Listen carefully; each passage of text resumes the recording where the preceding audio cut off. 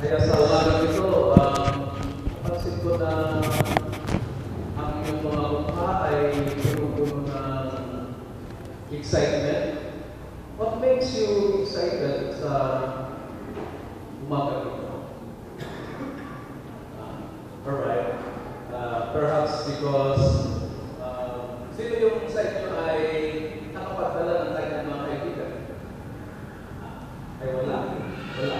Kaya sa next Sunday, ang assignment na ibibigay ng Lord sa atin ay we bring with us, dalhin natin dito sa church at pinaka-close na kaibigan natin. Sino ang sa inyo ang gusto gawin yun? May students? Wala kayong kaibigan?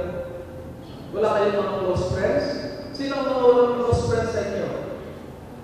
Sino ang meron close friends sa inyo? Yung matikit na kaibigan? Wala. Sino may best friend? Meron isa. Very friendly. Ibig sabihin, dumadami. Sige, mga meron pa. Okay. Alam ko, meron kayong mga best friends kaya lang ayaw yung malaman. Baka yung best friend ninyo na yun, talagang best na best, Okay. Alam niyo, ating Panginoong Jesus ay meron din siyang mga best friends. Actually, he considers all his disciples as best friends of Jesus. Kaya tinawag din niya sa isang mas malalim na circle ng kanyang mga kaibigan, itong kanyang mga disciples. Pero one time, parang ang pangyayari ito ay nag-reveal sa atin na ang ating Panginoong Jesus ay parang, hindi ko sinabi ko na, parang meron siyang kaibigan na mas malapit. Pero kung bakit sila mas malapit, ay dahil ang mga kaibigan niya dito ay mga makukulit. Makukulit at saka mga, ano bang termino na gagamitin natin doon?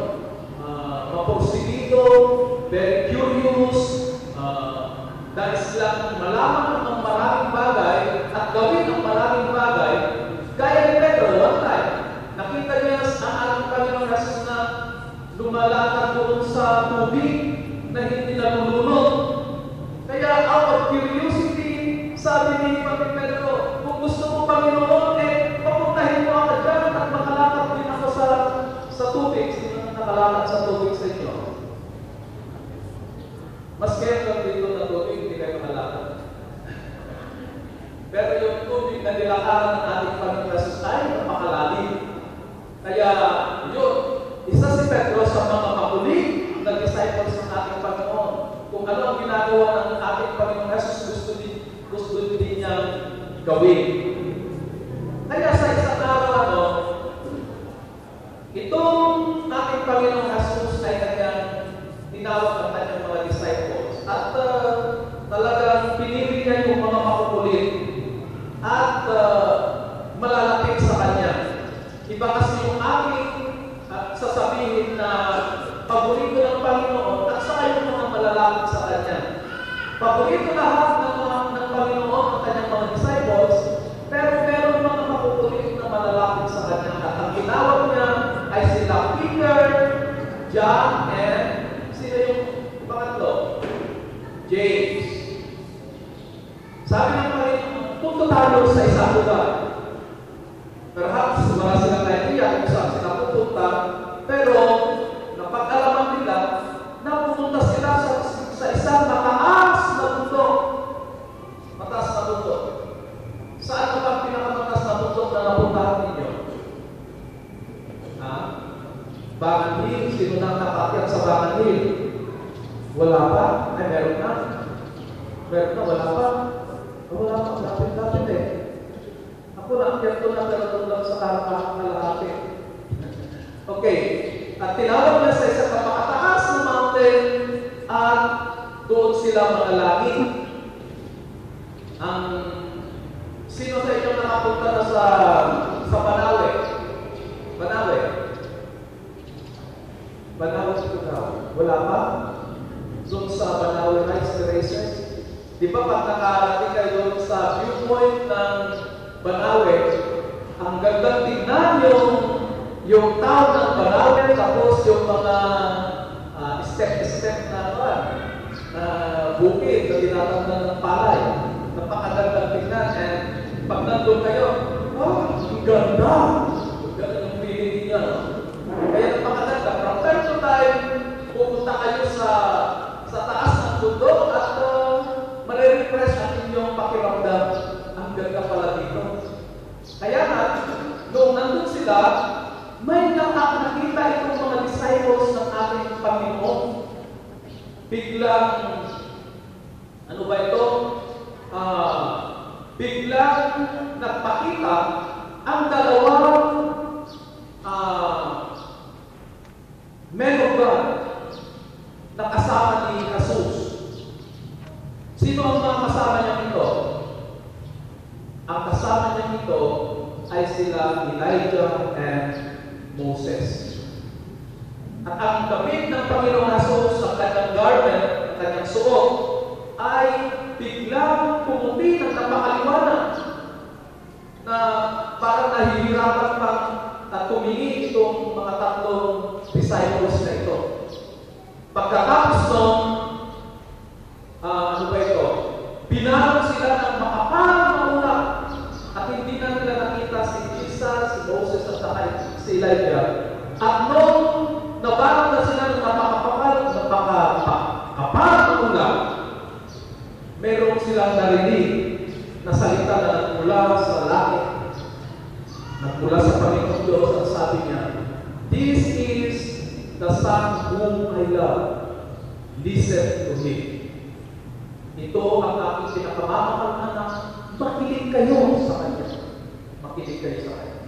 Pagkatapos nun, nawala na yung ulap at nakita nila na nag-iisa na ang Panginoon Jesus dito.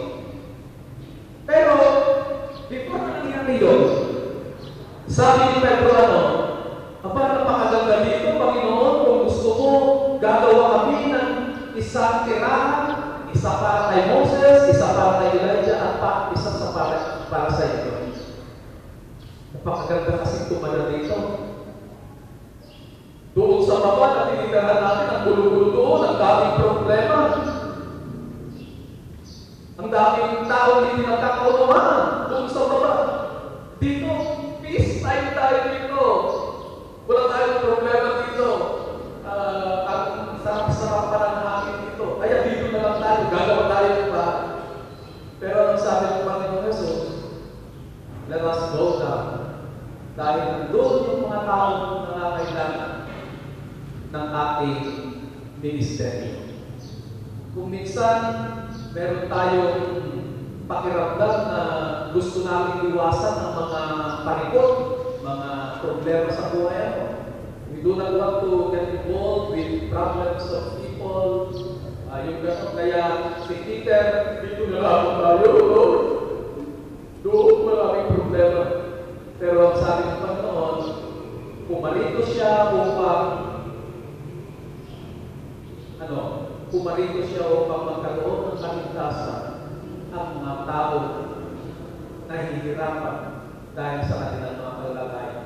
At doon tayo tutulong sa mga kalagayan maraming tao na hihirapan upang makilala nila ang Panginoon Jesus at magkaroon sila ng kaligtasan. And this is the message. Ito ang mensahe na nakaraang linggo sa atin upang sa ganun ay magsimula. May handa tayo na ang buhay ay hindi walking in the park. Ang buhay ay hindi